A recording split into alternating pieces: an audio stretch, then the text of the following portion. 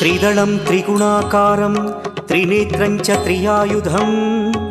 त्रिजन्म पापसंहारम् एकबिल्वं शिवार्पणम् त्रिशाखैः बिल्वपत्रैश्च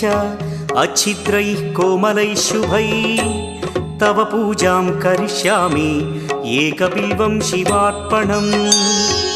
कोटिकन्या महादानं तिलपर्वतकोटयः काञ्चनं शैलदानेन एकबिल्वं शिवार्पणम् काशीक्षेत्रनिवासं च कालभैरवदर्शनौ प्रयागे माधवं दृष्ट्वा एकबिल्वं शिवार्पणम् इन्दुवारे व्रतं स्थित्वा निराहारो महेश्वर नक्तं हौष्यामि देवेश एकबिल्वं शिवार्पणम् रामलिङ्गप्रतिष्ठा च